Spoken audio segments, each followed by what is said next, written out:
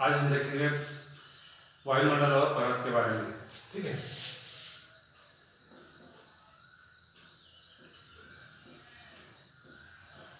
वायुमंडल हुआ परतें। ठीक है, बहुत इंपॉर्टेंट टॉपिक है और लगभग इसका क्वेश्चन जो है घुमा फिरा के ही आता है। ठीक है, और सारे एग्जाम के लिए ये बेस्ट है, तो थोड़ा सा अच्छा से इसको ध्यान देंगे, पढ़ेंगे अच्छा से। ठीक है, तो पहले वायुमंडल का संगठन देख लेते हैं। Nitrogen N2 78.08%, O2 oxygen 20.95%, argon 0.93%। ठीक है, उसके बाद CO2 0.03%, उसके बाद हाइड्रोजन 0.0005%, हीलियम 0.0005% और ओजोन 0.00006%। ठीक है, नाइट्रोजन को आप 78 की जगह हम आप 80% बोल सकते हैं। ऑक्सीजन को 20.95% जगह हम 21% बोल सकते हैं, लेकिन ये आर्गन को 0.93% ही बोलना है और CO2 को, कार्बन डाइऑक्साइड को 0.03% ही बोलना है। ठीक है, सब याद ना रहे, लेकिन ये चार याद ही होनी चाहिए। ठीक है, कई बार इसको पूछ लिया गया है, आरोही क्रम, घटते क्रम, बढ़ते क्रम पूछ लिया गया है कई बार। ठीक है, तो सबको आना चाहिए कि नाइट्रोजन हमारे वायुमंडल में सबसे ज्यादा कौन सी गैस पाई जाती है? नाइट्रोजन पाई जाती है, उसके बाद ऑक्सीजन, उसके बाद आर्गन, उसके बाद CO2 कार्बन डाइऑक्साइड। ठीक है, कई बार तो प्रश्न है पूछा गया था कि वायुमंडल में नाइट्रोजन और ऑक्सीजन की प्रतिशत मात्रा कितनी होती है करके। ठीक है, वो जो दोनों जोड़ेंगे फिर हो जाएगा 99%। ठीक है, अब इनके काम देख लेते हैं। पहले दोनों को देखेंगे, इन दोनों को, इनकी बात करें दोनों को, तो ये ऑक्सीजन जो है लगभग 100 किलोमीटर ऊपर क्या होती है? लुप्त हो जाती है, और नाइट्रोजन जो है 125 किलोमीटर के ऊपर क्या होती है? लुप्त हो जाती है। ठीक है, अब इन वायुमंडल में इन दोनों में से कोई एक जो है आग लगाती है और एक आग बुझाती है। ठीक है, ये जो है आग लगाती है और एक क्या करती है? बुझाती है। ठीक है, मान लीजिए आप टिक कर आ गए नाइट्रोजन टिक कर आ गए। नाइट्रोजन है कितने प्रतिशत हमारे वायुमंडल में? तो 80% है हमारे वायुमंडल में। अगर वही आग लगाएगा तो बुझाएगा कोई, वो लगाएगा तो फिर कोई बुझा नहीं सकता। इसलिए ये नाइट्रोजन जो है आग बुझाने की काम करती है। ठीक है, और ऑक्सीजन जो है आग लगाती है। ठीक है, तो जैसे जंगल उगल की आग देखो जल्दी से बुझती नहीं। क्यों नहीं बुझती? क्योंकि वहाँ ऑक्सीजन की मात्रा ज़्यादा होती है, इसलिए जंगल की आग ज़्यादा जल्दी से बुझती नहीं। ठीक है, वहाँ ऑक्सीजन की मात्रा अधिक होती है। ठीक है, इस तरीके से ये ऑक्सीजन नाइट्रोजन जो है आग बुझाती है और जो है और ऑक्सीजन जो है आग लगाती है। ठीक है, अब देखते हैं, इसको देखते हैं। ये आर्गन जो है एक्टिव गैस मानी जाती है। ठीक है, उसके बाद आता है ये, अगर स्थायी गैस में बात करें तो स्थायी गैस में ये दो मेन है, कौन? नाइट्रोजन और ऑक्सीजन। सभी स्थायी है, लेकिन ये दोनों मेन है, नाइट्रोजन और ऑक्सीजन। ठीक है, अगर सबसे ज्यादा स्थायी गैस मानी जाती है CO2, जल वाष्प। CO2 और ये शुष्क बर्फ। शुष्क बर्फ का सूत्र क्या होता है? CO2। शुष्क बर्फ का सूत्र क्या होती है? CO2। कई बार पूछा गया। ठीक है, इसको ध्यान रखना, ये सबसे भारी गैस है। शुष्क बर्फ सबसे भारी गैस है CO2। ठीक है, अब भारी होगा वो क्या होगा, नीचे होगा, मतलब नीचे परत में पाई जाती है गैस, ठीक है। मान लीजिए ये धरातल है, लगभग यहाँ पाई जाएगी गैस, ठीक है। और ये बना देते हैं सूर्य। अब ये क्या है, ये क्या काम करती है सूर्य देते हैं पहले, CO2। ये तो सूर्य की किरण को तो आने देती है, आ जाओ, नो टेंशन, ठीक है। अब सूर्य की किरण आ गए पृथ्वी पर, उसके बाद पृथ्वी गर्म हो गई, गर्म होने के बाद में क्या करती है, किरण वो वापस फेंकती है, ठीक है। उस वापस किरण को जाने नहीं देती है पृथ्वी, ठीक है। इसलिए ये उत्तरदायी है ग्रीन हाउस इफेक्ट, पौध घर, कांच घर और हरित ग्रह प्रभाव, ठीक है। ये उत्तरदायी है ग्रीन हाउस इफेक्ट, पौध घर, कांच घर, हरित ग्रह प्रभाव, ठीक है। अब क्या करती है, सूर्य के ताप को तो आने देती है CO2, आ जाओ न्यूट्रन। उसके बाद में ये गर्म होने के बाद में ये वापस किरण फेंकती है, उस वापस किरण को जाने नहीं देती है, इसलिए यहाँ का तापमान हो जाता है प्लस, बढ़ जाता है। एक तरह का CO2 जो है एक तरह का CO2 जो है ताप बढ़ाने की भी काम करती है, ठीक है। और इसका जो है मेन है ग्रीन हाउस इफेक्ट, पौध घर, कांच घर और हरित ग्रह प्रभाव, ठीक है। ये ग्रीन हाउस इफेक्ट देख लीजिए, ठीक है। 2 और बच गए, पौध घर और कांच घर। जैसे कांच घर किसे कहते हैं, मान लीजिए आप धूप में किसी गाड़ी के अंदर बैठे हैं, मान लो गाड़ी स्टार्टो गाड़ी है, ठीक है, गाड़ी बंद, AC बंद, और वो क्या करता है, सूर्य के प्रकाश को तो आने देती है शीशा, ठीक है, और वहाँ अंदर के तापमान को बाहर नहीं आने देती शीशा जो है, इसलिए वहाँ का टेम्परेचर बढ़ जाता है, मतलब वहाँ का तापमान बढ़ जाता है, ठीक है। उसी कहते हैं कांच घर।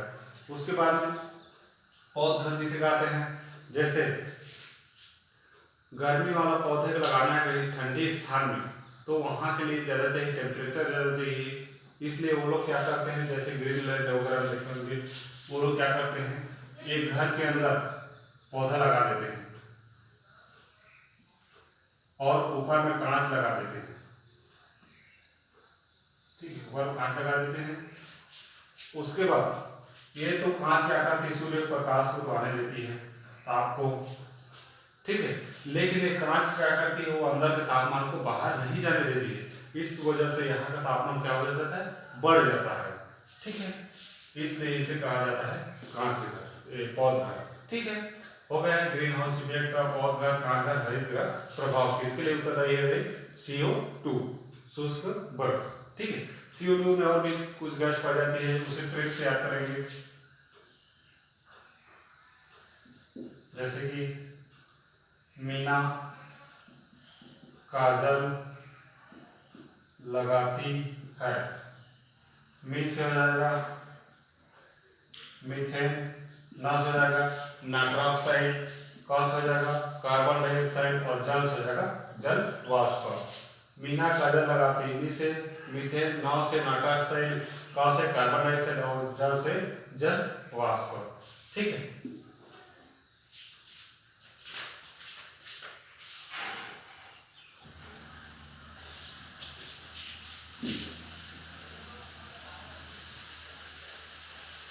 ठीक है, देख लीजिए नाइट्रोजन कितना प्रतिशत है, 78.08%, ऑक्सीजन जो है 20.95%, आर्गन जो है 0.93%, CO2 0.03%, ठीक है।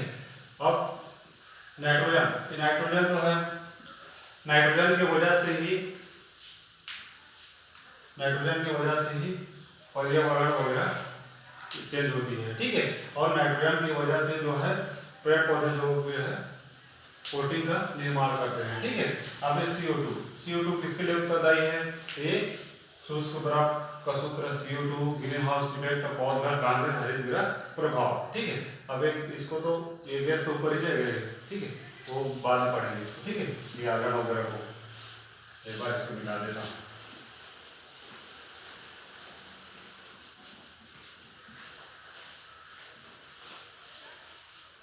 अब कुछ देखते हैं, ये भी महत्वपूर्ण है, जल वाष्प। जल वाष्प किसे कहते हैं? जो छोटे छोटे कण होते हैं, बारिश वगैरह में गिरते रहते हैं, उसी को कहते हैं जल वाष्प। ये जल वाष्प वायुमंडल में 0 से 4% ही पाई जाती है और मात्र 90% जो है ये केवल 8 किलोमीटर तक ही पाई जाती है, ऊपर तो है ही नहीं। जैसे बारिश वगैरह ज़्यादा होते हैं भूमध्य क्षेत्र में और मरुस्थल कम होते हैं, ठीक है। तो एक तरीके से क्या करते हैं, जल वाष्प जो है कंबल का काम करती है, कंबल का कार्य करती है, ठीक है। और ये जल वाष्प के ही कारण जो है बादल वगैरह बनते हैं, ठीक है। जल वाष्प के कारण क्या करते हैं, बादल वगैरह बनते हैं, ठीक है। तो इसको ध्यान रखेंगे। उसके बाद कुछ वायुमंडल में ठोस कण भी हैं, ठीक, ठोस कण भी है वायुमंडल में, इसे कहा जाता है एरोसोल, इसे कहा जाता है एरोसोल कहा जाता है। ये जो धूल कण होते हैं, धूल कण के ही कारण जो है आकाश नीला दिखाई देता है। धूल कण के कारण आकाश नीला, ठीक है। धूल कण के कारण ही आकाश नीला दिखाई देता है, ये पूछ लिया गया है। आकाश का रंग नीला किसकी वजह से दिखाई देता है, तो ये धूल कण के ही कारण जो है आकाश का रंग जो है नीला दिखाई देता है।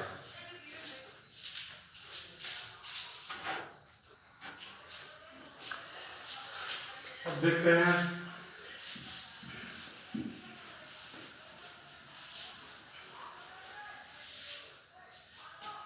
अब परतें देखेंगे, वायुमंडल की परतें, ठीक है।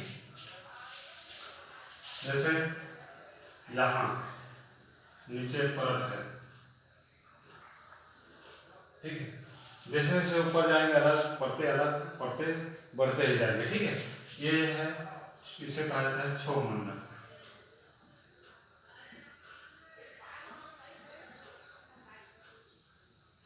क्षोभमंडल, क्षोभमंडल का इंग्लिश नाम भी आपको याद रखना है, क्योंकि कई बार एग्जाम में दिया था, सबको पता था वायुमंडल के नीचे परत को क्या कहते हैं, क्षोभमंडल कहते हैं, लेकिन ये क्षोभमंडल ना देकर क्या दे दिया था, इसका अंग्रेजी नाम दे दिया गया था, तो दिक्कत हो गई थी, इसलिए इसका अंग्रेजी नाम भी याद रखेंगे।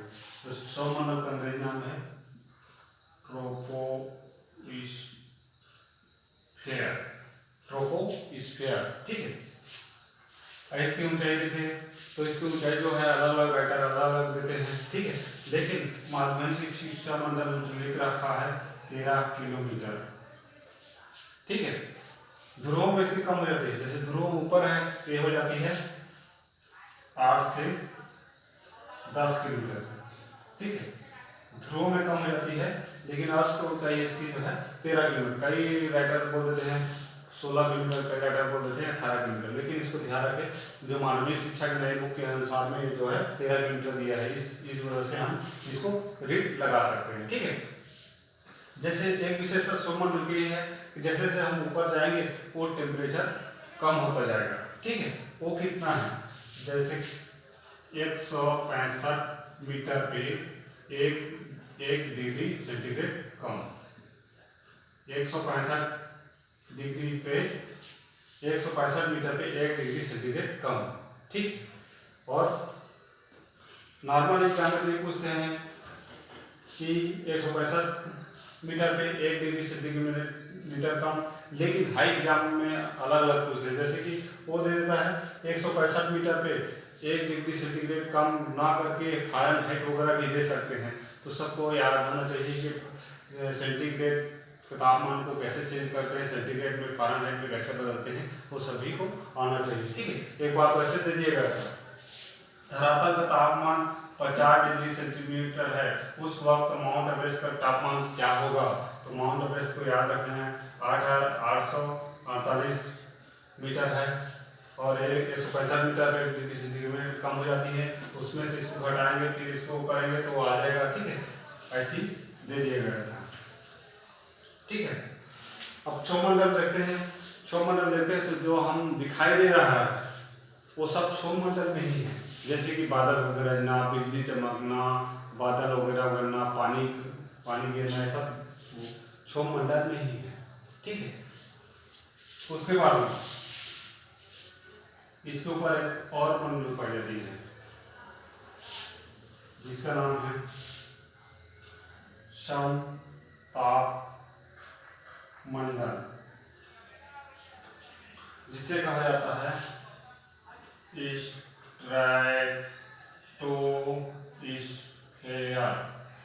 स्ट्रेटोस्फेयर, ठीक है। इसकी ऊंचाई जो है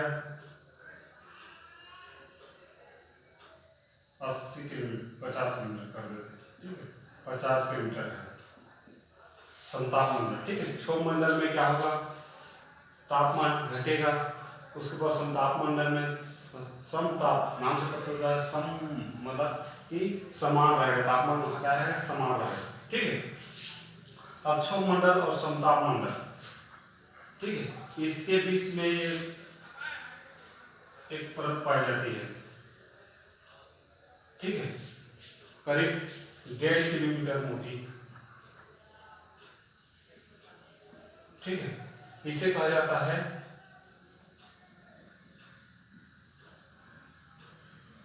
क्षोभ सीमा, इसे कहा जाता है क्षोभ सीमा, ठीक है। और इसके ऊपर में परिवर्तन वगैरह नहीं होते, बादल वगैरह नहीं बनते हैं, ठीक है, मौसम परिवर्तन नहीं होती है, इसलिए इसे कहा जाता है मौसम परिवर्तन का छत भी कहा जाता है, ठीक है। और इसे क्षोभमंडल, क्षोभ सीमा भी कहते हैं और मौसम परिवर्तन की छत भी कहते हैं, ठीक है। अब देखते हैं समताप, मतलब कि तापमान क्या रहेगा, समान रहेगा, ठीक है।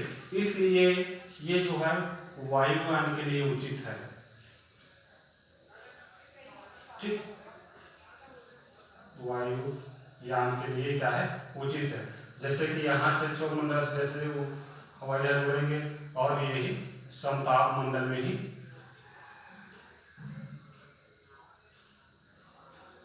उड़ेगा,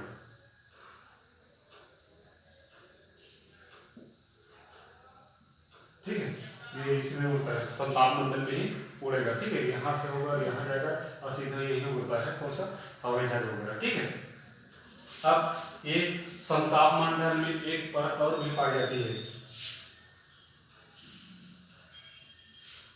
ठीक है, एक गैस पाई जाती है जिसका नाम है ओजोन गैस,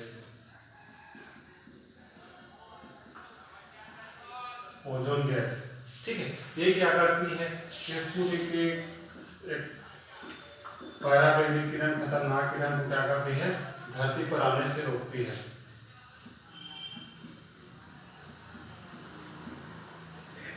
पराबैंगनी किरण को क्या करती है, रोकती है, ओजोन गैस, ठीक है। और इसे ओजोन गैस को CFC क्लोरोफ्लोरोकार्बन जो है इसको नुकसान पहुंचाती है, ठीक है। ओजोन गैस को कौन सा नुकसान पहुंचाती है, CFC, ठीक है। उसके बाद में यहाँ एक और गैस परत पाई जाती है, ठीक है, जिसका नाम है मध्यमंडल, इसे इंग्लिश में मेसोस्फेयर बोलते हैं, ठीक है। ये लगभग 80 किलोमीटर तक है इसकी ऊंचाई, ठीक है। क्षोभमंडल में तापमान कम रहेगा, ठीक है। उसके बाद में समताप मतलब समान रहेगा, उसके बाद में वापस क्या होगा, तापमान क्या होगा, घटेगा। ये कई स्थान में तो बोला जाता है कि -80 डिग्री तक चली जाती है तापमान घटकर, ठीक है। उसके बाद में एक मंडल और है जिसका नाम है आयन मंडल या फिर इसी मंडल को कहते हैं ताप मंडल, ठीक है। क्योंकि देखिए क्षोभमंडल में तापमान क्या रहेगा, कम होगा, उसके बाद में समतापमंडल समा रहेगा तापमान, उसके बाद मध्यमंडल में तापमान फिर है वापस घटेगा, उसके बाद में यहाँ से ये तापमान बढ़ता ही जाएगा। ठीक है, एक एग्जाम पूछा गया था कि तापमंडल की सबसे निचली परत को क्या कहते हैं। सब स्टूडेंट जो बहुत से स्टूडेंट जो है सौममंडल का क्या कहते हैं, लेकिन सौममंडल नहीं है। समतापमंडल तापमंडल की सबसे निचली परत को क्या कहते हैं, आयन मंडल कहते हैं, याद रखेंगे। ठीक है, ये वायुमंडल की सबसे निचली परत को क्या कहते हैं, सौममंडल कहते हैं। ठीक है, लेकिन तापमंडल की सबसे निचली परत क्या कहते हैं, आयन मंडल कहते हैं, याद ही रखेंगे इसको। ठीक है, अब इसमें क्या होती है, आयन मंडल में यहाँ से तरंगे सीधे कहा जाती है, ये आयन मंडल ही जाती है, और आयन मंडल से आकर सीधे ये सौममंडल आती है, जिसमें हम टीवी वगैरह देख पाते हैं। ठीक है, और इसमें कुछ और परतें भी पाई जाती है, जैसे कि डी लेयर, ई लेयर, एफ लेयर, जी लेयर।